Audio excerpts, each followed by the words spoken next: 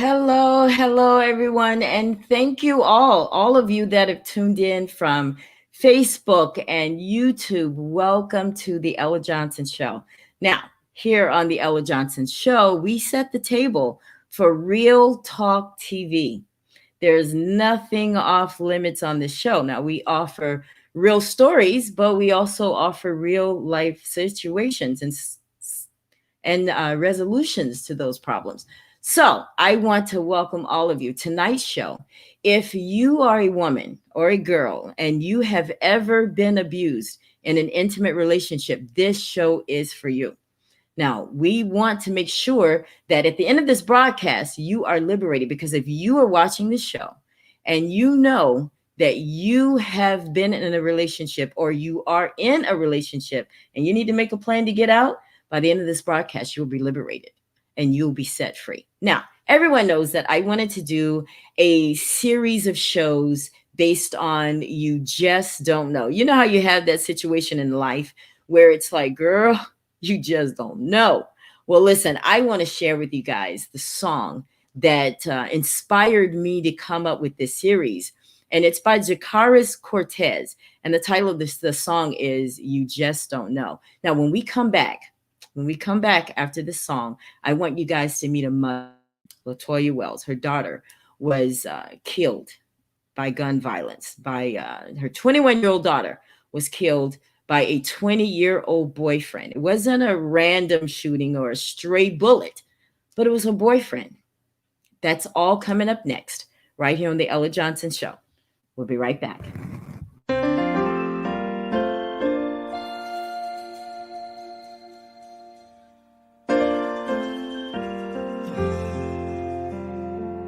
You don't know what I've been through.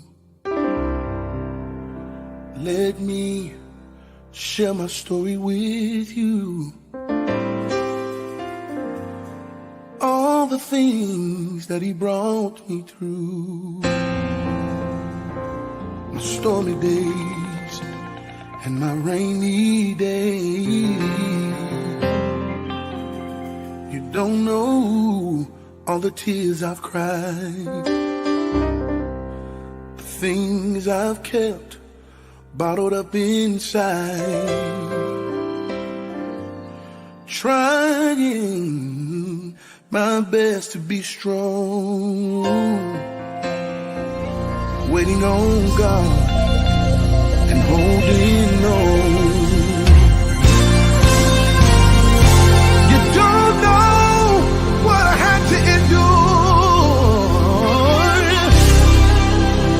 and you wonder why I'm so sure. 'Cause my Father never lets me down. He's always around, even when I can't see. Oh, thank you, Jesus. You don't know how many times I prayed over and over, but my situation didn't change, never change. But just when I felt like it was the end, you came and you did it again. You did it again. You did it again. And you did it again.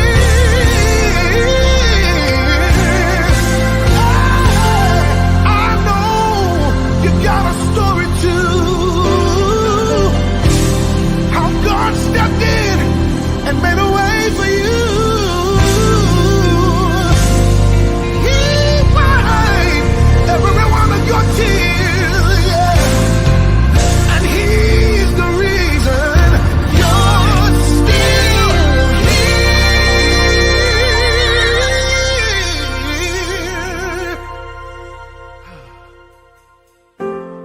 Don't know. You don't know. You don't know. You just don't know. You don't know. You don't know. Tell somebody you just don't know. Hey. Don't know. Don't know.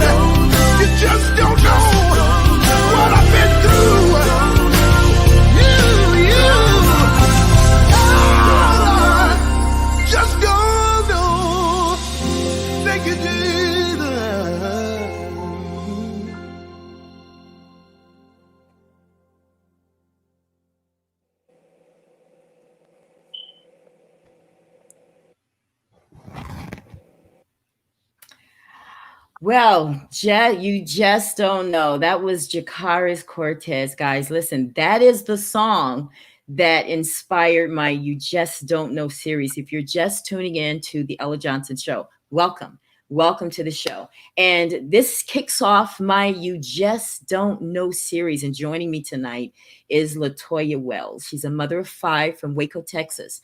And she knows all too well about domestic violence. Her 21-year-old daughter, Sakrya Young, was killed by her 20-year-old boyfriend. And she's here to share her story. And at the end of this broadcast, she's hoping that she won't just, change lives with her story, but she is hoping that she will change minds. Welcome to the show, Latoya. Thank you. You look beautiful. Thank you. You really do. I mean, for someone that, you told me that you're like, oh, I don't know how to do this. Well, you've done well. And I'm so glad that you have decided to share your story here on the Ella Johnson Show. I know it's not easy, sweetheart. I know it's not easy. But before we get started, I want to let you know that I'm wearing purple tonight in honor of Sakrya. And also my cousin. One of the reasons that, I love doing these kinds of shows is because my cousin also was just killed as a result of domestic violence. So we're doing this for Sakrya tonight. Welcome to the show. Thank you for having me. How do you feel today? How's everything? I know with everything going on, I know it's, it's a work in progress, right? Yeah, I forgot about that time change. You think it's okay. I knew it. It's okay. I was ready, but yeah, as long as I made it, that's all that matters. That's all that matters, sweetie. Well, listen, I know for everyone that's watching the broadcast, they want to know about Sakrya. So tell us what she was like.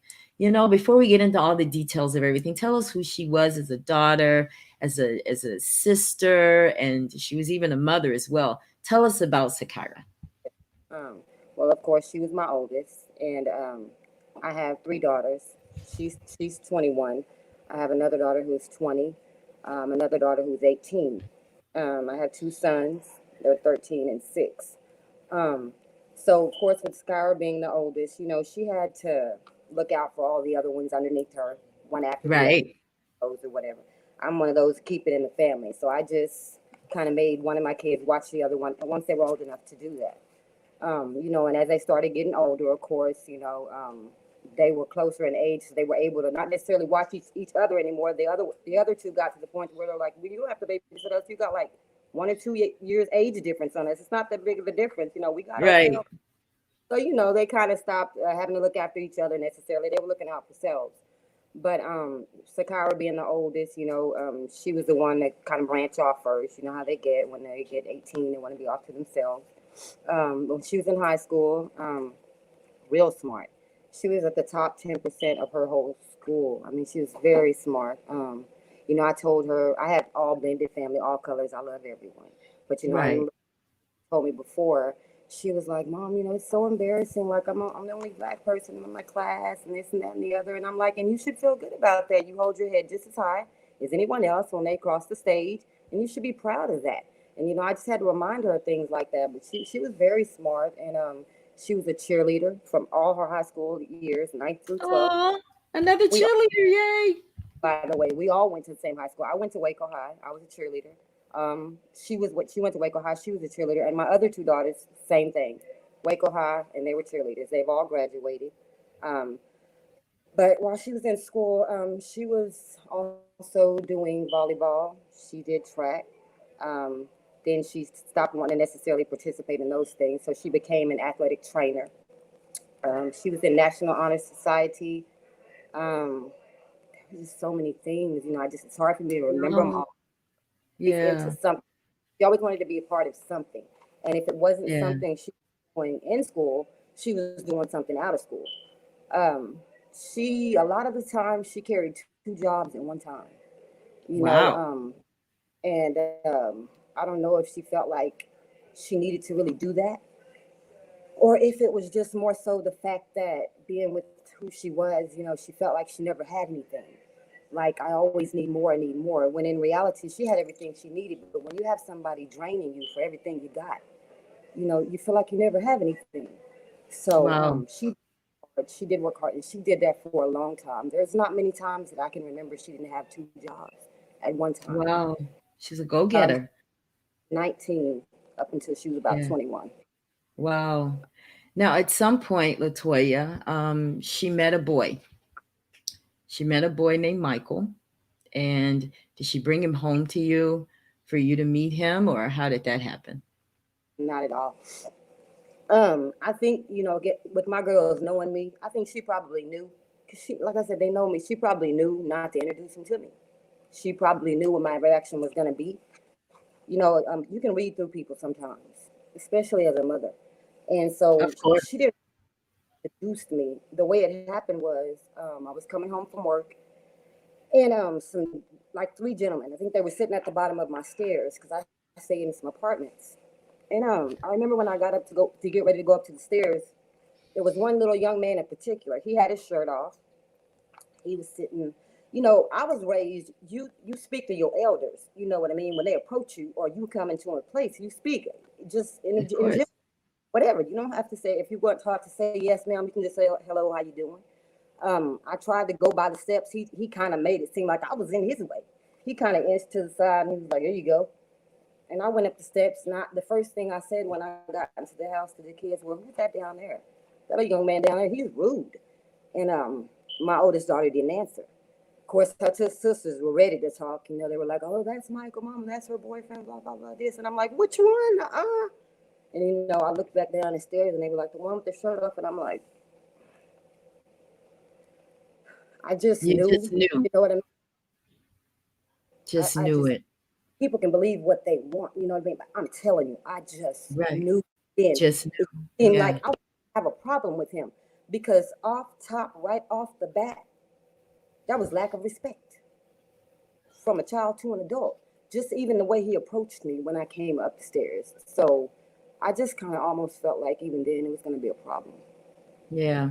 Did you share that with Sakira? Did you tell her how you felt about Michael?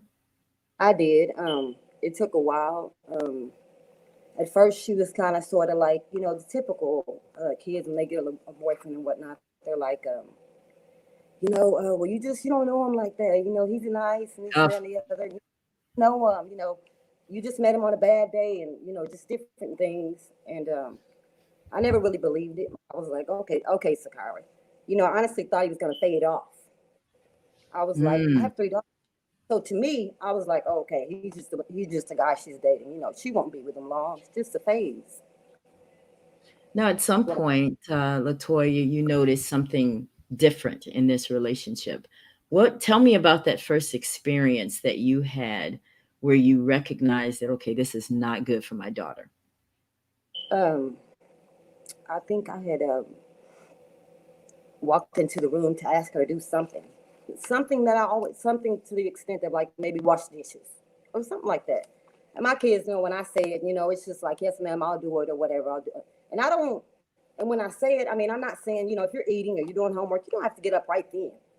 But a few minutes later, I kind of want you to go ahead and do what I asked you. So I asked her to do some dishes for me, and I heard her talking to him, and it was kind of low in her room, and he was loud, so I could hear him through the phone while she was talking to him.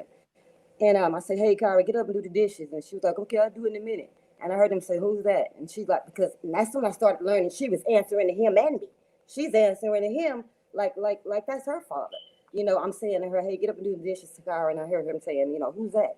And she's like, "My mama." And he's like, "What does she want?" And I'm like, "Excuse me?" And that's when I kind of butted in. I'm like, "You need to tell your little friend he doesn't need to worry about what your mother wants. Your mother's talking to you. She's not talking to him." And she was like, she told him what I said, and he said something smart or whatever, and he was like, "Well, you can do it in a minute or whatever. Tell her you on the phone with me." Wow. And I was like, "Oh no, ma'am, we're not gonna do that." So she was just 18 at the time. I took her phone and I said, "That is rude." Whether or not I handled it the right way at the time, I just like, we're not gonna do that, and I hung it up. Right. Did And you that ever meet angered his her. Did you ever meet his parents during I this did. time? I did. Not in the very beginning, because again, I think he stayed real standoffish at first. He stayed away a whole lot, and I think that was because he probably figured I was reading him. I was Mm-hmm. reading. He had a problem with that because the more I read him, the more I told her, and he didn't like that. So I didn't meet his parents for a while. I didn't meet them until time had passed and I started thinking to myself, okay, I need to meet these people, this boy's parent, because he doesn't listen to me. He doesn't listen to me. And I'm not one of those that believe in arguing with somebody's teen child out here. You know, I might not Right. look like it, 40 years old. I don't have any business. No, a 20-year-old don't have any business arguing with me, 30, 35, or whatever. You know what I mean? I just think that it's rude. And I think it's a lack of respect. And I don't believe in arguing with nobody's child. So I try to go to the adult, is what I try to do. So I did meet her eventually. I did meet her. Now, did you I know this you know, you have a relationship with her dad. Did you ever at some point share your concerns with Sakyra's dad about how you felt about this young man? All the time. You know, I think I shared it so much with him till I was blue in the face. I think I What did you made him. tell him? What were you I telling mean, him? from the get go, you know, and that applies to all of my girls and all of my kids. Period. If they're and we don't even live together, but I had been with this man. We're talking 15 years, 4 kids. 15 years, 4 kids. We're not together anymore, but that didn't matter. The minute I left him, if I had a problem with any one of the girls for whatever, I'm calling. If my son's doing something in school and he gets in trouble, I'm calling. You know, this is what I do. I like to call him and say, hey, you know, this is what happened. This is what's going on, and this, that, and the other. I did call him in the beginning. I was like, hey, you know, you need to meet this guy. You need to meet this guy that Sakari's talking to, because there's some stuff going on that I don't think he should be doing. And I'm knowing that it's true, because with the girls, they're in high school together. And there's things that are being said, there's things that are being done at school that we would not and should not be okay with. And I Right. did tell him that. You know, How did he receive what you said? What did he say when you told him all and of this? he, you know, he said, you know, I'll talk to him, I'll meet him or whatever, see what the thing is, you know, see what the problem is, and you know. And for a while there, I think Sakara brushed off the visits a long time. You know what I mean? Like as far as bringing him around us, I guess because she knew how he was. Um, we didn't meet him for a while. It was like a telephone thing. And again, the boy is still disrespectful. You know, Corey, that's his name, her dad. He might talk to him and say, you know, I'm hearing from her mama that, you know what I'm saying, you doing this and you doing that. And, you know, you need to quit disrespecting my daughter. And again, just like the boy was to me, he didn't care too much about what her father was saying to him. It didn't faze him. He didn't care. Wow.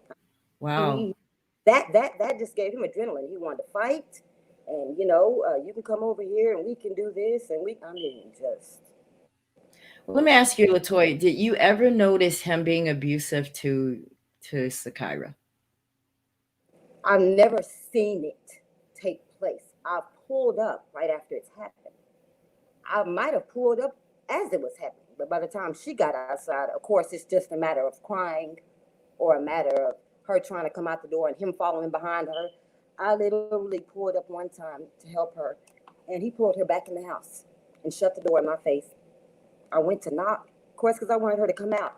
And that's the hard part about my position. A lot of the times I'm going and I'm pulling up to somebody else's house. It was never his house that my daughter lived with. The whole 3 years she left my house and was staying with him, he's never supplied anything because he's never worked. It was always them staying with his dad's girlfriend or them staying with a friend of his. It was always something like that. And so I wasn't privy to walking up to a house and walking through the door like I'm running something. You know what I'm saying? I wasn't privy to that. I also have to think about my other kids when I'm approaching somebody's house trying to act a certain way about something. Child or not, I had to be careful about what I was doing because each time I was going over there, best believe I called the police. I just always showed up first. I always So showed up first. And now let's talk about that. You call the police. What did you call the police for, and what did you say to them when you called? most of the time I was asking them, these were times where like maybe she would call me crying and I'm talking to her in mid conversation. Click. I'm already knowing, you know, what's happening. I'm calling back, no answer. I'm calling back, no answer. He'll pick up the phone. What, man? And I'm like, okay, I'm calling because I need to speak to my daughter. She called me crying. What's the problem? You know, you don't worry about what the problem is. You don't come over here. I mean, it's some words I don't even want to say. He had every word for me in the book. He had every word. I'm this and I'm that, and you come over here if you want to. You know what I mean? I'll do this and that to you. I'm coming anyway. That's me. I'm coming anyway. Because being a woman, because I get this a lot, small frame, whatever you want to say about me, you know, when I know that you've done the things that you've done to my child, I don't even have any fear when I'm on my way over there. Maybe I Right. should, but there's so much adrenaline rushing. You've done so much to my child. You need to be worried about me. That's what you Right. need to be. I come over there because I'm not coming nice. I'm not my child. You've done so much. I'm not as forgiving as her. And I don't have that fear because you're not with me. You're not controlling me. So by the time I would get there, I'd knock on the door. There's some times where she might have tried to answer, and again, he'd pull her back and shut the door, and I'm hearing her in there hollering. He won't open the door. He won't let me in. I can't do anything until the police pull up, and then they're knocking, and he'll open it. And of course, by then, he always had a way. She's hollering and she's doing all this. She's wanting to tell on them, but by the time the police show up, whatever he said to her in that room, I'll never know. I wish I was a fly on the wall sometimes. I wish I was to know the things that he said to her to get her to change her mind so fast once the door is open and police are there. Now it's not as bad as it really was. She's diffusing the situation as if Right. it's, yeah. Well, he wouldn't have did this if I wouldn't have did that. Oh, well, he only really got mad at me because I was doing this. Again, making excuses for the abuser because you're scared. Right. So basically, without her cooperation, there was nothing that the police could do at that point. They would just kind of leave. And you tried to reach out to other people, of course, right? To try to get some help in this situation. I mean, I've tried everybody on my end. My family, we've all done as much as we could. We've all done as much as we could. I don't care if it's my sister of mine's, a distant cousin, an uncle, anyone. We've all reached out in whatever way we could, whether or not it was replying to one of her text messages and she wants somebody to come do this or help her with that. Anytime that boy realized that she was conversating, it was always fine for them to ask for money and those type of things. That was okay. But the minute that someone in my family got to talking about, well, you need to get out of this, anything that he didn't like being said, you're blocked. You are blocked from her phone. Don't you call again, and she ain't calling you. And that's the way it went with him and my side of the family. As far as his, um, you know, um, nothing. I know a couple of his uncles because I went to school with him. I can say that I talked to them. They did say that they would, I try to talk to them, see what I can do. I can't sit here right now to this day and say that they didn't because me, myself, knowing how that boy is, I know he doesn't listen to authority or anyone over him. So even if they had gone to him, it wouldn't have done any good. I went to his grandpa before he passed away, God rest his soul. But I went to his grandpa, again, he doesn't listen to his grandpa. His dad is the only one, and then this is crazy to say that because I don't, his dad's done some things too. But when I did go to his parents one day, his dad, he tried to make it seem like he was gonna, diffuse the situation. He was like, I hear that, you're doing this to this lady's child. You need to quit that. And, if I hear something again, this is what I'm gonna do and whatever. But it's kind of hard for me to take his word on trying to discipline a boy when you do the same thing to your wife. Oh, He wow. he gets this from you. He watched you hit on his mother when he was younger. So to you guys, this is normal behavior. This is what you do when you feel like your girlfriend isn't acting right. You reprimand her. This is normal to you guys. This is normal. But And it's not. It's not did normal. Sakira ever say to you, Mom, he hits me? Did she ever admit it? To this day, she's never really said it. I saw it on messages, and she knows I have to know it only because, again, one day when she called me and I pulled up, and I knew something had gone on because they wouldn't let her come out the house for a long time. When I say they, I'm speaking about the boy and his brothers. I mean, it's always an entourage with this young man. Every time I pull up, he's got him and three other brothers or three other cousins with him on the porch, and I'm just a female coming by myself. You know what I mean? And I try to get her out or whatever. And one day he held her in there so long, and he told me she wasn't coming out. I said, well, I tell you what, I'm not leaving until she does. If I have to sit here until the police, she's coming out one way or the other because I'm staying here and she called me. So she called me for a reason.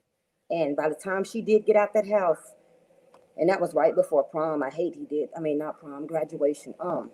She graduated late because she was so embarrassed, and stuff. She wore glasses. He had punched her in her eye, and the glasses broke, and the glass had cut her right here in the bottom of her eye. And so when she came outside, the inside of her eye retina and whatnot, all of it, the blessings, they were bleeding. It was red. and she was crying, and that's the only one time she said, "Mama, he hit me." Well, by then it was clear to me. I didn't even need her to say that. I didn't even need her to So say she that finally admitted it. She admitted it then. Yeah. because I'm looking right at it. That was the only one time I heard her say it. But after that, she didn't have to tell me anymore. I knew, because she didn't even leave him then. That was like in 2018, I think. Whenever I first saw that, yeah, and it went on, and it went Went on. on and on. Now I'm going to take you back. And whenever it's too painful to talk about, please just let me know, because I know that people watching, listening to this broadcast, they need to know what to do and what happened to Sakrya, because of inaction, and our just inability to just walk away and make a plan to get out. But August 14th, 2020, this year, your life changed. Um, Sakrya was killed by this guy. Man, Now, I want you to tell me, before she was killed, when was the last time you saw her? Tell me about your encounter with her, the last time you physically saw her. the last time, okay, she was killed in August, okay. So the last time I had saw her were a few months, not weeks, not days, months. Before that, it would have been, let me see, because I saw her at her job. Maybe in May, May sometime. And the sad part about it is, I didn't even know I was gonna see her. I was just going to a corner store, and I walked in. She was And she working was there. there. Yeah. And everyone who really knows me knows how hands-on I am with my kids. I know pretty much everything, and that's it. Until they get, not the little secretive things when they go wrong, they don't want to tell you about. I'm talking about. I'm one of those. I'm gonna know where my child works at. I'm gonna know what kind of shift you got. I'm gonna know, if life is kind of going all right for you, if you're healthy, things like that. I'm gonna know those things. But with her being in a relationship she was in, I wasn't privy to really know where she lived at. And a lot of times she switched jobs and her phone was off. And again, I was blocked. He did that. He did that to her phone. He blocked me from her phone. I couldn't call her, couldn't talk to her in any kind of way. I walked into her job and she was standing there. She was a cashier, so she couldn't really, come from around the corner and conversate and whatnot. Right. Kind of Right. said, "Hey, hey, I didn't know you're working here." And I just spoke to her and I said, "Nice to see you. Your hair is cute." And she smiled and she spoke on the coronavirus. And, I walked off. I walked off, and that was the last time I seen her. But before that, we hadn't even spoke. And even when she passed away on August, her and my daughters, they haven't even spoken to each other. They had a little fallout like sisters do, a little something small, Right. such a small, but sisters do that. And she got upset and she left my house, and that was the last time that her sisters had spoke to her. They got mad at each other and they blocked each other on Facebook. I'm used to that. They block each other for 2 weeks and they unblock each Right. other. My daughters do that in the same house. They're so silly. I mean, you know what I'm saying? Like, Right. seriously, Yeah, looking at her, absolutely.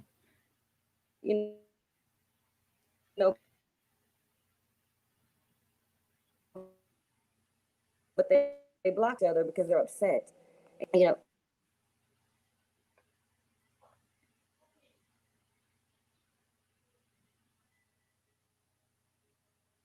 I think you're muted. I think you muted your phone. Yeah, because we can't hear you. But while Latoya is getting her phone together there, guys, if you're just tuning into the broadcast, we are talking with Latoya Wells. She's a mother of five in Waco, Texas. Okay, good. You're back. It still looks like you're muted though. okay, can you get me There now? we Can go. you get Yes. Welcome back, sweetie. that? Okay, I don't know, for whatever reason, I wasn't even touching it, and it was just muting on its own. That's weird. That's Yeah, weird. But as long as you can hear me now, I apologize for I that. can hear you now. It's okay. What I was saying was, my girls hadn't spoke to each other when Sakrya passed in August. They hadn't spoke to each other for like 2 or 3 months. So when that happened to her that day, that of course crushed him even more, because it was one of them things where, it's like, how you watch these movies or you hear people say, tell somebody you love them when you can, or That's that's when right. they leave. You never know what may happen. and Right. and I think they feel some kind of guilt because of that. And I mean, and I even do as her mother, and I know I did everything and anything I could to prevent this from her, but just because things weren't like I wanted them to be before she passed away, you kind of feel robbed. You feel like Right. you finished doing what you were trying to do for your child, and this is the feeling that you have. So let's go to August 14th. Um, as best as you can relate to my audience here, tell me what happened to Sakira on August 14th this year. Um, so, and this is exactly the exact words. Again, we hadn't spoke, but I know the events of everything that took place because she was coming from a friend's of her dad and I's house when she left, and this took place. Um, she was in the car with him. They were riding. Um, I always told her it made me nervous that they rode around with him having a weapon on him. I didn't like that. That made me nervous because I always felt like I'm already knowing the boy is abusive. You know, why give him something else in his hand to snap off at any point with? And she never really explained that. She just was like, well, we just kind of got it for protection. And I'm thinking, against what? That just gave him something else to have in his hand. Well, he had it anyway. And they were, I don't know, I wasn't in the car. I'm assuming they were arguing or whatever. He got out the car to go knock on a young man's door. At that point, me knowing my child, for her to take off like she did when he got out the car can only make me believe that there was already an argument, or she knew she needed to get out as soon as possible because he either had said something before he got out, or there was something taking place. She's just not gonna take off like that. When he got out the car to knock on the guy's door, she threw the car in reverse and she took off. As soon as he heard the car speed off, he started chasing after the car, shooting randomly, just shooting randomly. Um, the car crashed into someone's fence and it went through their backyard. Um, he ran up to the car and he pulled my daughters out of the car. He carried her from their backyard, sat her on the curb, and she was still talking. But he was mumbling something to the extent of, "No, I don't trust you. No, I don't trust you." They were saying he was just random, like he was just, "No, I don't trust you," just kind of pacing back and forth. And they said my daughter said something to the extent of, "Okay, okay, I'm gonna listen." I hate that. I feel like she was pleading for her life, and he just pointed the gun at her and shot her in the head. Um, she had a total of 6 bullet wounds in her body. And then he just took off and ran like she was nothing. Like she never mattered. I mean, I don't see how you could do somebody like that after being with him so long, after all the stuff she's done for you. I mean, my child was there whenever some of his family wouldn't even deal with him anymore. You name anything he needed from her, he got it. Now, when you tell that story, how do you feel, Latoya? What's going on inside of you as a mother, a grieving mother still? How do you feel right now telling that story? I mean, I've told it so many times now. It doesn't ever feel any better, of course, but it just Right. I've told so many news outlets. I've spoke to so many people, mothers who wanted me to speak to their daughters about it, and just several places that I've spoke out, and it's still kind of unreal to me. I know it's happened, but in the beginning, my mind processed it as, and I know my daughters can relate to. We're so used to him. Anytime he gets on his little, we call them rampages because she had been with him so long to where he feels like, oh, we did something he didn't like, or we said something that he didn't want us to say. We weren't going to see her for a few more months. So when it hit us that day, in my mind, even though I knew that that wasn't the reality of it, it just almost to me was like a, here we go again. Here's another 3, 4 months I'm not going to be able to talk to her because he'd let me talk to her every now and then. Let me. That's the sad thing about it. How are you going to let? You know what I mean? That's my child. He had the control. Yeah, He she had the couldn't. control. And the sad thing about it was, and a friend of hers told me, and I know she felt that way because even when she would come around, she would talk to me. You know, uh, it's sad that she kind of, I think she gave in. She gave in to his request, and she stayed away from us to protect us from him. She Right. knew it was, and she felt like, well, if I stay away from my mom and them, he won't mess with them because he's made plenty of threats to shoot me, plenty of times. That I'm the first target. Anytime they argue, I'm the first person he brings up. But that doesn't shock me because I'm the first person who was on her tail about him 24/7. Right. Absolutely. So when you got that call that night, August 14th, who called you? Her dad called me, and the person who called him was the guy's house that they were in front of. Um, I was just coming from the grocery store for my aunt, actually. I was making an errand for her, and I remember coming in the house and him calling me, and he was just screaming, and he said, Michael done shot Sakrya, and I heard him, but I just was like, what? And I remember dropping all of my groceries on the floor, and I told my daughters, and everybody just started screaming and hollering. And we of course we rushed over there, and it was just so, it just seemed so unreal because I'm seeing the ambulance as I'm going towards the scene of where it was. I saw the ambulance coming my way. I knew it was her. As a mother, like I felt it. I knew. I just was like, I'm losing her. You know what I mean? I'm losing her. I want to go. I want to go after the ambulance, but I got to go over here to the scene. I got to go over here to the scene. So I get over there, and I couldn't even cry at the time. I pulled up, and I told the police department, I told you this was going to happen. I told all of you this was going to happen. I said this before when I pulled up, when he's done hit her, all the times that I pulled up and I asked you guys, I said, what am I supposed to do? Do I just sit back and watch him kill my child? Their response is, she's grown. We can't make her leave. Yes, there were instances where she dropped charges she should have pressed against him and the state picked it up. But you give him 3, 4, 5 months in jail, he's right back out and right back with Wow. her, right back with her Wow. every time. But he ran from the scene after he did what he did to her. Someone, and I don't know to this day who it was, someone saw him run into an alley and decided to follow the car that picked him up out of the alley.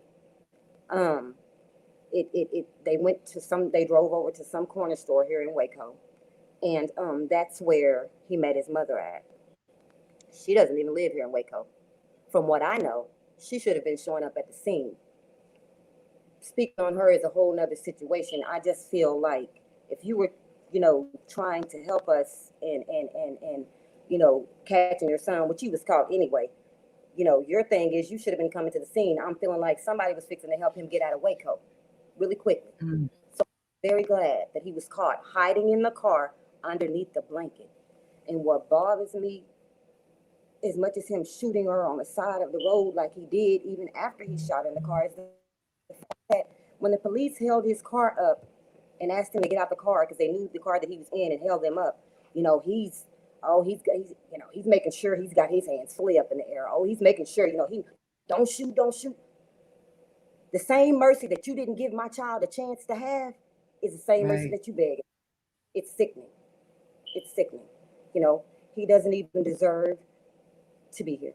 He's a menace to society, and the things that he did, the things that he did to keep her away from us, it's just sad because I feel like my daughter died alone. She was existing, but she wasn't really living. Right. Now, talk to me, Latoya. At some point, you had to say your goodbyes to her. Um, Tell us about that. Take us to that moment when you saw her on the table. No doubt, she's dying. She's dead. She's gone. How did you do that as a mother? How did you see her laying lifeless on that table? How did you do that? Um, at first, I didn't even think we were going to be able to go back there because, again, there's a lot of stuff with COVID and whatnot. When Right. when the ambulance got her to the hospital, they had locked down both hospitals right away. I didn't understand that, but I guess because it was such a high profile shooting, and when they didn't know where he was at first, so no one was really allowed into the hospital, in or out, no matter which area you were going in. So when we did get to the hospital, we had to wait for a while. They came out and spoke to us, and they told us that we could go ahead and come on to the back, but they wanted to go ahead and let us know that she's pretty much just living off the machine. That Wow. she, she's already gone. And again, like I say, I have my moments. I wake up, I can wait. I'm so angry because I have to touch my daughter's urn right beside her daughter's urn early in the morning before I go to work. That's my piece. That's what I have to do. Meanwhile, you have his mother out here who at some point can probably still visit him on whatever day she may feel like it. It's just not fair because again, I went to her and she turned her back on me. I went to her about her own son. She made it seem like I was the problem. His mother, you mean? Oh yes, oh yes. I called my kid's dad one day and I said, hey, look, you know me. I don't believe in arguing with kids. We need to go out there and talk to this boy's mama, assuming that, like most adults, not all, but most adults, she's gonna be civil. Maybe she doesn't know what Right. her son's doing. Let's go talk to her. So he comes and we go out there and we talk to her. Now I'm not gonna come in your house and start hollering like I'm crazy, and I'm not gonna come like that. I'm gonna come very Right. polite. So I go in it because I'm coming to your house, and I talk to her, and I told her, I said, hey, we just need to get to the bottom of this because this is what your son is doing. My daughter's standing right there. Michael's standing right there as we're talking about what's going on. As I'm talking to her, oh man, she don't know what she's talking about. She needs to shut up and this and that. And I'm looking at her and I'm looking at him. I'm like, see, this is what I'm saying. She never corrected him. She didn't This, chastise him for speaking to you that way? mm-mm, mm-mm. Matter of fact, she added on to his madness.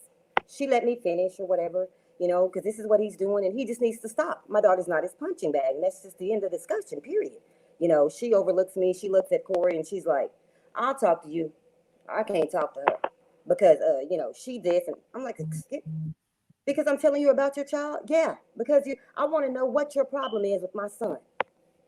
Her words to me, and I know I tell my mama this to this day, and I will never forget it. And I haven't even seen that lady since this whole thing is taking place. But I hope she's watching, or I hope somebody she's related to is watching, because I want to know, how does she feel saying to me, what is your problem with my son? You act like he's going to ruin your daughter's life. What did he do? What did he He do? did. He did more Yeah. than ruin. He took it. That's what he did. She can't act like she didn't know. He was doing this stuff in her house when my daughter stayed out there with him. How do you allow it? Even if you can't stop him, how do you let a young woman get just how do you let a man do that to a young woman in your house? It's not okay. She was It's not probably okay. afraid of him herself. That's what it She sounds like is. to me.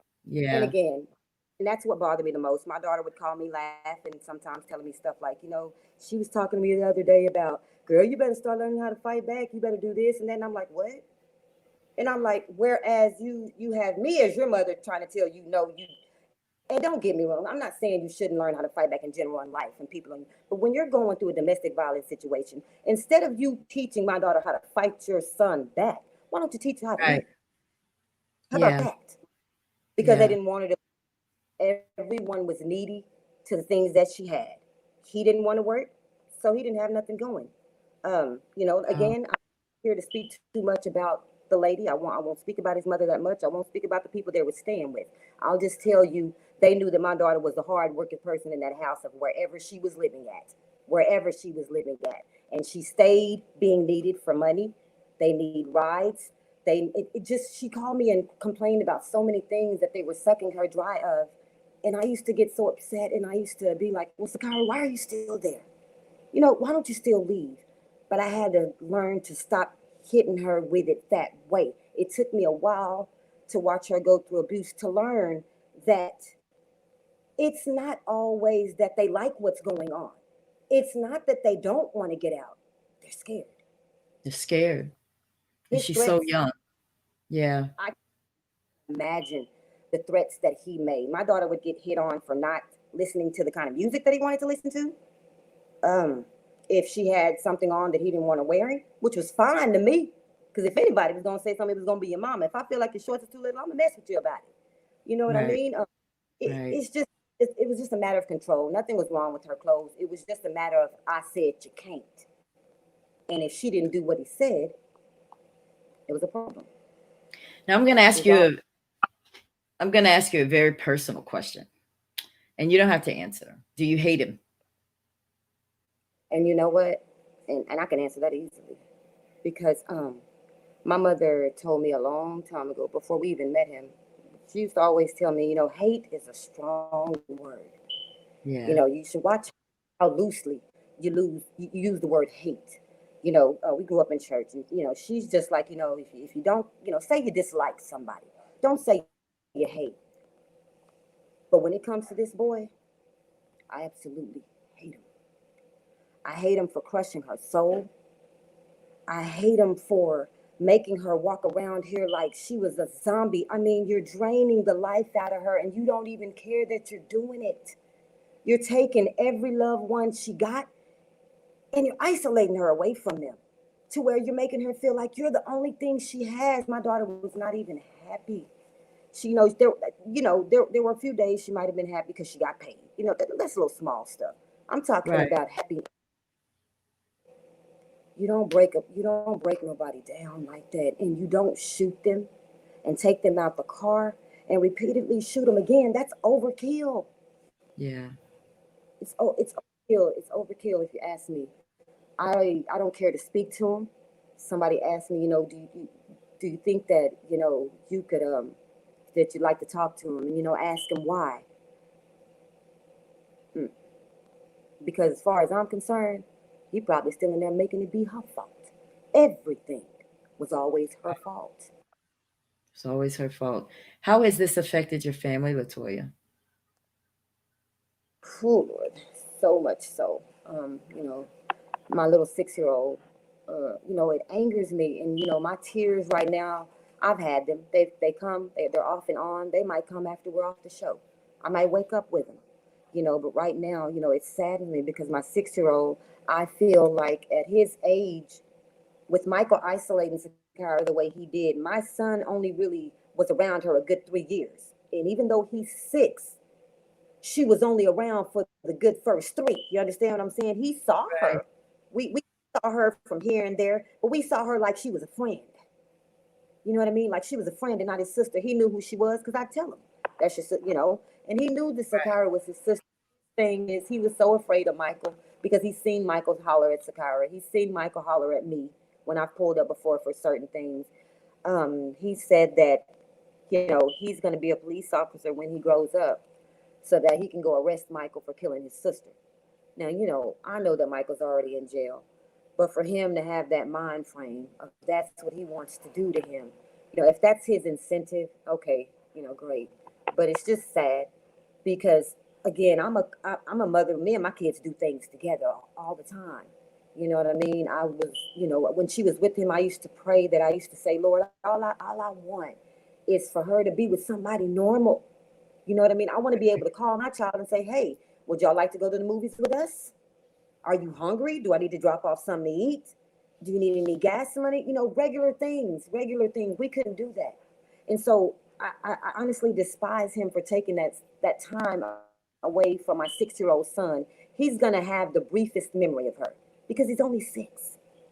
No, My 13-year-old, he'll remember a whole yeah. lot, and her sisters will Right. remember a whole course me, but he stole so much time away, Right. and I just, I know she was getting to that point to where she was like, I'm tired of this, because she got to the point to where she would start and talk to me about it more at versus in the beginning when she would cut me off and say things like, I don't want to talk about it.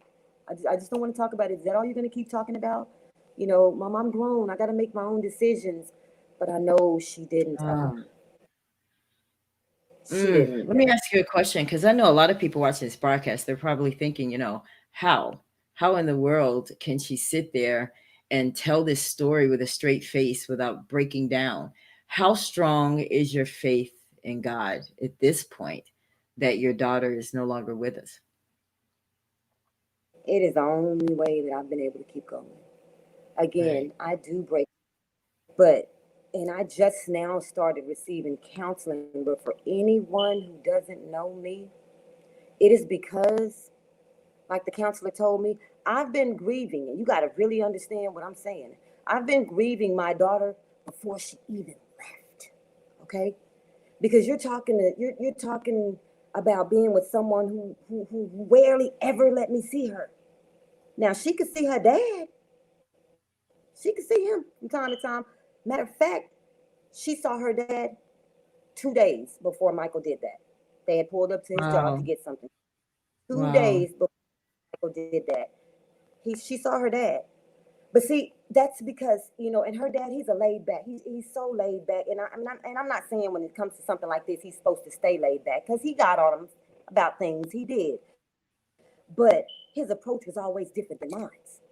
See, because my approach is I'm not coming friendly anymore. Friendliness is gone. You've done too much. So I'm not coming to you in a friendly manner anymore.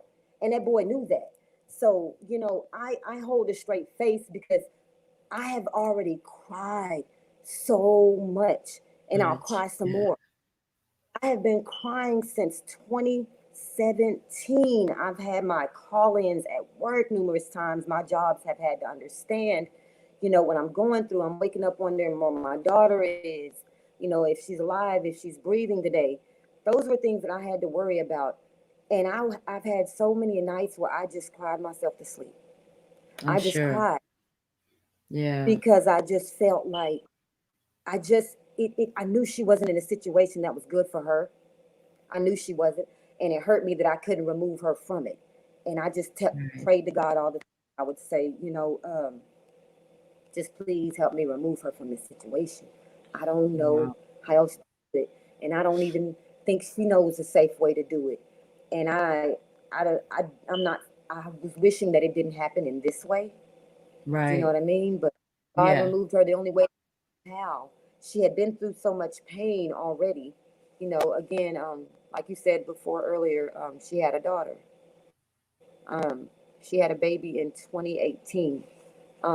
She had her April the 9th, and she passed away April the 14th, which was a few days before my birthday. Her daughter passed away a few days before my birthday. She was 5 days old. Wow. You know, as much as it hurt, it just literally took the life out of me when she lost her daughter because I hurt for her.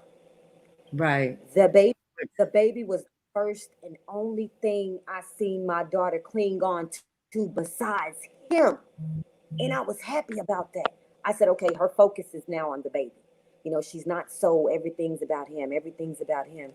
And when she lost her, I just, as a mom, you want to say to people, I know how you're feeling. But I didn't. And I remember Right. saying to her, Sky, I can't say I know how you feel. All I can say is I'm here for you because I've never Right. lost a child. Fast forward to 2020, and now I lost mine too. I never How did thought. she die? How did she die, Latoya? No, she had. I never really got an actual exact cause of death from the doctor. I'm not sure if Sakara ever got it, and she just didn't want to share. A lot of the times, she was upset about just about accident in general because she felt like I figured he contributed to that, so she didn't want to discuss it. But I know that he did. I know that he did because she went in the How, hospital a few days. He had failed running from him on an episode where he was trying to get to her. She was running from him and she fell. And she called me the next day and told me they were going to have to admit her because the baby wasn't growing properly and they needed to see what was going on for a few days. Well, after they kept her for a few days, they said, we're going to have to go ahead and get you to deliver because I think they had said something about the cord being wrapped around the baby's neck, that wasn't safe and she's not properly. So it's better, your chances are better to go ahead and have her out. And they did that. And she passed after 5 days old, 5 days old. But again, you know, the whole pregnancy wasn't healthy. The whole right. relationship. Wasn't I worried healthy. about the baby when got here. I worried about Uh, her before she even got here. Now, Latoya, there are a lot of young women that are probably watching this broadcast that are in situations just like Sakira's.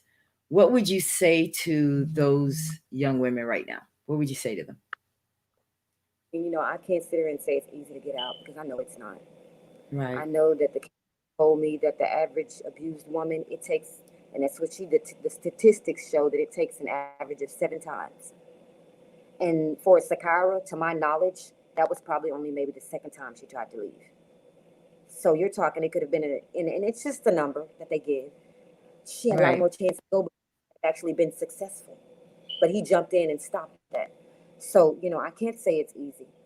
But, if there's any way you can get out, try or talk to someone because Right. as much as it tries to have an excuse after every episode, I love you, I didn't mean to, I'm going to change, I can't be without you, Oh, you know, just absolutely don't want to go through what I went through. I mean, I don't even see some crime on TV as worse as the way that he did my child that night. I mean, he didn't have to shoot her, period, but shooting the car was just enough yeah. And to then the go up shooter to in her. the head. Yeah, that was crazy. And I, but you know what? He's facing murder. I mean, he's facing capital murder at this point, guys. But we're gonna bring on Sherry Austin. She is a life coach and my friend, and we're gonna bring her on now to kind of help us understand a little bit about what's going on in this situation. Hello, Sherry. Hi, How are you, sweetie? I'm wonderful. Welcome Um, to the Ella Johnson Show. We want you to help us make sense of what's going on here. You've listened to the broadcast tonight, and you've listened yes. to Latoya tell her story. And this is not anything new to you. You see this a lot. Tell us a little bit about, and tell our guests a little bit about what it is that you see in the nursing field that you have to deal with, and as a life coach. Um, the physical part obviously is the actual trauma. Um, like she says, a lot of times it takes 5 to 7 times if they're successful getting out. The women, usually it's women. I mean, there's men that are victims of abuse, but normally the ones that are particularly violent is usually committed against women. And so on the physical end, we see, the bruises, the fractures, the shootings, that part. Psychological, it's not just a burden to the victim, but also to the family. Our suggestion is always to give the family the number to the National Domestic Violence Hotline. And also, if the patient leaves the hospital, to give it to them also. And also, we try to help them while they're in the hospital to create a plan. Because by the time they get to the hospital, and I'm an intensive care nurse, usually the damage has been pretty bad physically, and we can tell by the physical trauma that they sustained that they probably most likely won't survive another situation Oh, like that. So the best thing they can do is create a plan, and we usually try to help them create a plan while they're in the hospital do and you arm them find with that they're resources. Do you find that they're very resistant, Sherry, when you try to give them a plan, or is it that they just want to get patched up and look, let me just get out of here? Do you find which do you see?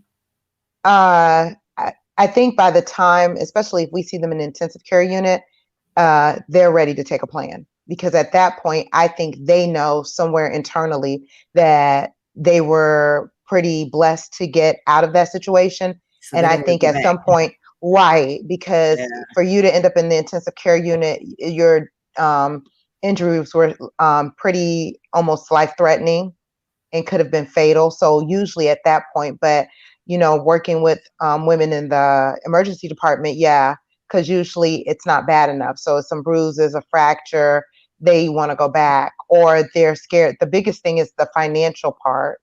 Oh If wow. they're the less financially stable they are, the more willing they're going to go back because, their See, that's that alternatives part usually is we the have to, street. yeah, we have to figure it out. Now, in Latoya's case, she was busy doing everything that she knew to do, Sherry, for her Hmm. daughter. She couldn't prove necessarily what was going on in the house. She just knew what she knew, and she went to the police. She went to different people, and Hmm. it was like there's like nothing that's in place for a mom to be able to protect her daughter. Or are we missing something? Is there something that women watching this broadcast can do if they know their child is in a situation like Latoya did? What can the parents do? The only thing that they can do is when they get their daughter alone, if they get them alone, is to create a plan and let them know that they will always provide a safe place for them. They don't have to worry about their safety, but basically create a plan, and also create a plan of how they will be safe, because that's the number one reason a lot of them stay. Like she said, they threaten your family. If you leave me, I'm going to do this to your family. Well, no one wants to have their family hurt on their behalf, so that ties them to the perpetrator. So the best thing is the family needs to come up with a plan so they know that they can leave successfully, and that person will be assured that my family will be safe. And if he can't catch up with me, I don't have But to she turn on the didn't. news and know my family's going to be harmed. But she didn't want to go. Her mom tried that. She was like, "Listen, honey, why are you here doing this?" And she was just like, "Mom, I got it. This is my business. I'm grown. I got this." There's like nothing you can do if your child doesn't want to leave. It's almost like the state's hands are tied, the mom's Yeah. hands are tied. They're just gonna have to stay there and hope for the best. I know that Hmm. can't be the best we got, is it? Unfortunately, if they're an adult, it is. And it's sad. And it's very That's sad. the thing. Once they're an adult, your hands are tied. Latoya, you have a life coach here. Sherry. Sherry and I are very good friends. She's my sister. Is there anything you'd like to ask her? No, ma'am. I mean, she's pretty much gone over everything, and I'm not a life coach, but I've had to hear a lot of things. So, if I know quite a bit now. I know quite a bit. And Yeah. she's saying everything, that I pretty much kind of know and I've heard. And it is sad. And I feel like, they need more, there needs to be more help. There needs to be more repercussions for people who abuse those out here, because it's like Mhm. some of them get on slap on the wrist and then they're right back out. With this particular Yeah. young man, he was a felon anyway. So in the first place, Right. he wasn't even in possession of a gun. Period. Oh, Mhm. Period. Period.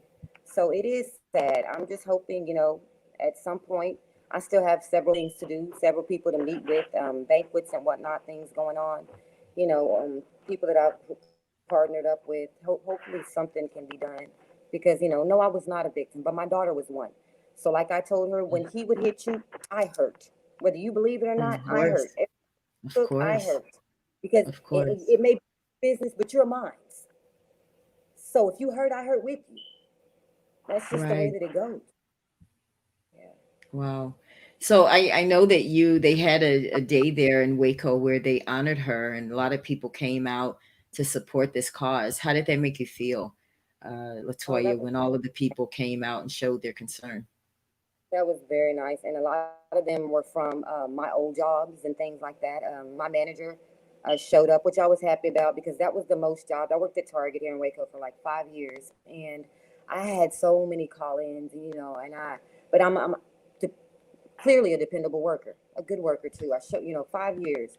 But I've had my call-ins, and I know at some point some jobs are like, oh, she's calling in today.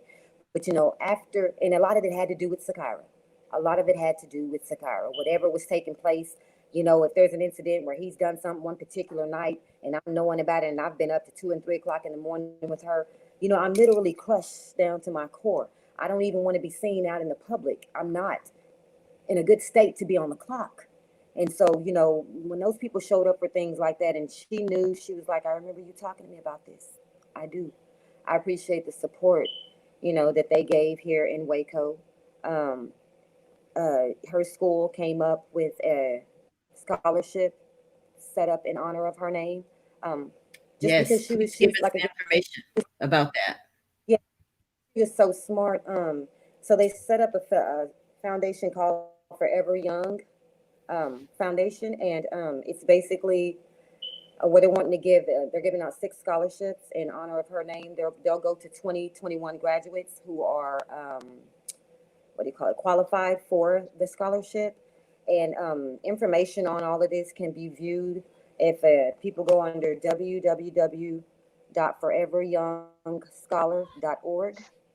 And again, that's www.foreveryoungscholar.org. And it just gives information when you go under that. It just talks about, anybody can look it up. They don't have to even donate. It's just giving information on use. Gives a lot of hard facts. There's somewhere uh,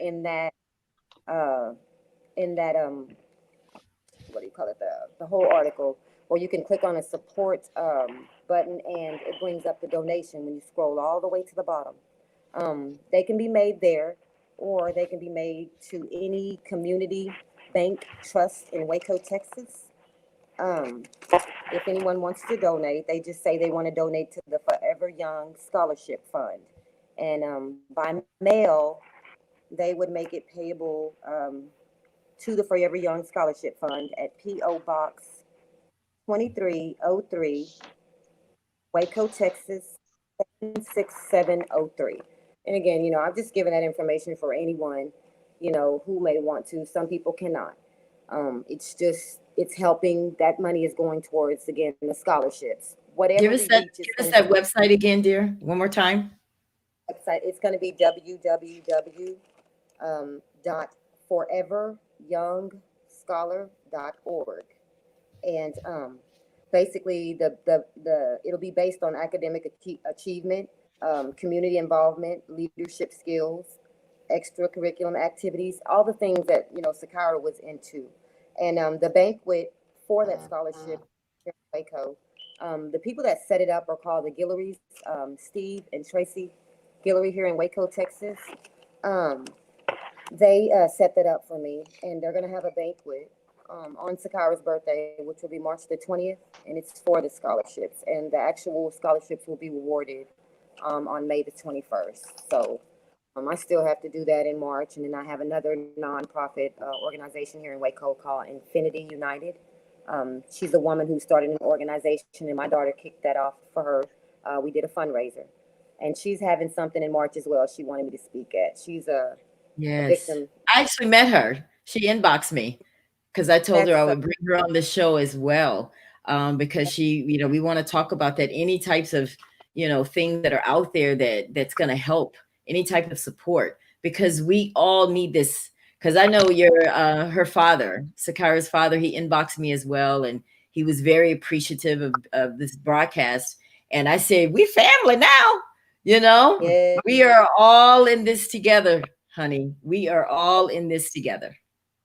Everybody knows Corey here. I always tell people, yes, they do. Some people don't even know me. They just know, oh, well, she has kids with Corey, and that's how they know me. But and she knew, she was well known by a lot of people at school. A classmate of hers named Eddie Noble did a song for her here, and we made a video. He came over to Corey's mom's house, and we made a video, and that was in memory of her. And I appreciate, even him doing that for her. And he's just a That was local artist here, but very sweet. That was very sweet. I appreciated that. So I'm just trying to, the more I do for her, the more I stay involved in trying to do for her, that's the only way I feel better. Because absolutely, absolutely. I'm on, don't break down. Trust me. I'm at work sometimes. I have to step away from what I'm doing. And I have been down on my knees. I have been down on my knees sometimes. I have to wipe my, go back and get to what I'm doing. That's the only way I can make it. I can only imagine. I can only Yeah. imagine. I have a daughter who is 21, who just turned 22. So I don't know what you're feeling, sweetheart, because I've never lost a child. But I will tell you this, that I'm very proud of you. And I love what you're doing out here trying to help people. And I know that now that we're at the end of our broadcast, I know that you didn't just change lives tonight, but you also changed some minds. And I think that people will now make a plan to get out because of your story and Sakrya's life that she gave, as a way to help other young people. Listen, young people, if you're out there and you're watching this broadcast and you're in a relationship with a young man, and not just young people, but older women also, I Couple, know they that it must be difficult to get out. I've oh, never been in that type of situation, it but is I know definitely that I want you to give the last words, Latoya, our guests and our visitors watching this broadcast by sure. Facebook and YouTube. What would you like to say in our parting? I'd like to first say, make an honest statement and say that, be careful when you're dealing with an abused victim. Because one thing that we need to not do, because I did it to my daughter at first, I tried several approaches. I went with the mean approach. This is what, you're not going to do this. I don't care what you say. He's doing this, that, and the other. You're not going to do that. I went with the nice approach. Baby, he's doing this. He's hurting you. I just don't want to see you hurt. Each approach I took did not work. And I finally took her to a friend that I knew who was going through abuse as well. And I figured that maybe if I take her to someone who's been through it, maybe she'll understand. Because mama, sometimes they don't want to listen to someone who don't really know. So I took her to a friend. And one thing that I want people to, and just please remember this, it's not that the victim doesn't want to leave all the time. You got to be careful when you say, well, I talk, because people did this about my child, and I correct them. I even corrected one of her teachers. They didn't mean it in a mean way, but they say, I tried to tell her, and she wouldn't leave, and I talked to her, and it's not that she wouldn't leave. Like my best friend told me and her, fear is bigger than love. It's Mm. bigger than love. When you're Mm, afraid to, her fear was bigger than my pleas. As angry as I got, as much as I prayed to God, why isn't she listening? Who likes something like that? Why wouldn't she listen to me? She heard every word said. She was listening. He stopped her in her tracks. That's what he did. So it's not that they don't listen. It's that they're scared. You got to be gentle with those kind of people. You got to be right. gentle with those kind of people. It's not that they don't want to get out. When you're in a relationship, please understand that your family's going through it with you. If they love you, you're not in it by yourself. Mm. You're Mhm. absolutely not in it. Yeah. And anybody, I'd hate for anyone to lose another child like that. It Yeah. has to stop. It has to end. I think that what would we say, Sherry, before we get out of here, what would we say to the parents that have these sons who are abusive and the parents know? Because I know Latoya mentioned that a lot, that, not to just kind of bash the mother of Michael, but she was aware that he had some issues. What do we say to these women who, hide these behaviors by their sons? When you know your son is having an issue and that he's hurting this young lady, what do these mothers need to do before another Michael happens to another Sakrya? Well, Latoya also mentioned that she was being abused by his father.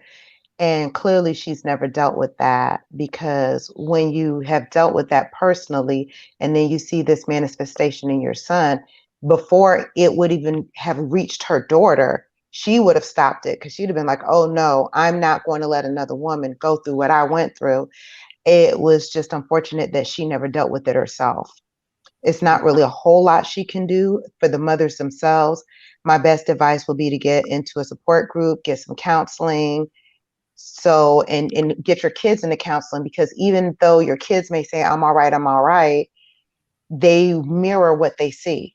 They don't do what you say, they do what you do. Exactly. So that's the most helpful thing that they can do, is and help themselves and empower themselves, so therefore they can empower their children. And it's Right. just sad that she didn't do that. But hopefully other women who are in this situation and see this broadcast and have sons that are doing that, maybe they would take a look at themselves and realize that this is not normal, and get help for themselves and their sons. And I just Yeah. want to say too, before we get out of here, that Michael is, I'm not sure if he's still in jail, but I know that he was on a $1.25 million bond, and Mm. he is facing capital murder. They actually initially charged him with murder, but they upgraded it to capital murder after new evidence came in through the investigation. So Mhm. one thing I did learn about capital murder is that the only sentence for capital murder is the death penalty. So there's a loss all the way around in this situation. We lost Mhm. Sakrya, and this young man is going to lose his life probably. I don't know how that system will work in Texas, but it's just a sad story all around. And we have to Yeah. do better, family. We have to do better. We have to do better. Yes. Sherry, is there anything you'd like to say to our viewers before we get out of here? Um, I want to I want to personally thank Latoya. It takes a lot of strength Yes. to do this, and it doesn't matter how many times you do it. It takes you back to that day. Yeah. So I applaud your strength. Thank And you. you weren't able to save your daughter, but hopefully, you speaking out about this can save somebody else's daughter. Yeah, I mean, and I know I already have because people inbox me. I don't even know who they are. They're thanking me. Oh my gosh, you helped me. I just got away from my husband. Just I've heard so many stories, and I'm so happy for them. I just wish it is so raw for me because I say I asked for help, and Yeah. for him Well, to listen. I just felt so defeated the day he did it. I was just like, he finally did what he wanted. This is what he wanted. And I just need people to understand that, like I told my daughter, baby, he doesn't love you. And I don't mean it like that because you're everything to love. And he knew that. Yeah. And that's not him to kill you, but he knew you were his everything. But he made you feel like you were nothing. Anything that went wrong for him, you were going to be penalized for it. Um, it's the love of the power that they have. That's what they love. They love the power. They love the power. And when they lose it, they're done. And I Yeah. think he was losing power that day. He felt like she was Yeah. trying to get away and he wasn't going to let Well, we're going to end our broadcast, but there's something I would like to say to you, Latoya. Thank you, first of all, for coming and sharing your story. I know it could not have been easy, but the Ella Johnson Show wants to help you as far as getting some counseling with Sherry. We'll all work out the details, but we definitely want to sponsor you in a couple of those sessions with her if you will take that for your family, so that we can help. Like I said, we are all in this together, and I'm very appreciative of you. I'm very proud of you, and I want you to know, sweetie, that you did everything you could. I know you and I've talked about this at length. Um, I've thought about you since the day we started talking, and I've prayed for you since the day we talked. And I didn't know you. This was our first time seeing each other. Um, and I'm proud of you and thank you so much for being brave, because I know this could I not have appreciate been easy. And I want to say hello to all of your children. I don't know their names, but hi, guys. I that. love you. Thank you for sharing your Yeah. story as well here. And I just want to pray that God brings peace to your family and to your heart. That's priceless. There's nothing in the world like having that peace. I know that nothing will ever cover that hole in your heart with Yeah. Sakara being gone, but I just pray that it gets better with time. Yes, All ma'am. Yeah. right. Thank you. I appreciate it. Yes, ma'am. All right, guys. Well, listen, for Thank those of you that have tuned in to this broadcast, thank you. If you are, like we said at the beginning of this broadcast, if you are someone that's in an abusive relationship, we pray that after watching this, you will make a plan to get out. But please call 1-800-799-SAFE. That is the National Domestic Violence Hotline. I know you may have all these issues with what happens if I can't afford this. Listen, I don't care if you got to walk out with the shirt on your back and that's it. Get out before it's too late. Thank you all so much for tuning in. And I want you guys to tune in with me tomorrow night at 8 p.m. Eastern, 7 p.m. Central. I will bring Erica Brown on to the broadcast. We're going to be talking about the Georgia election and why it is so important, guys. But I want to thank you all again for tuning in to the Ella Johnson Show, and we'll see you next time. God bless. you. Good Bye night. bye. Bye.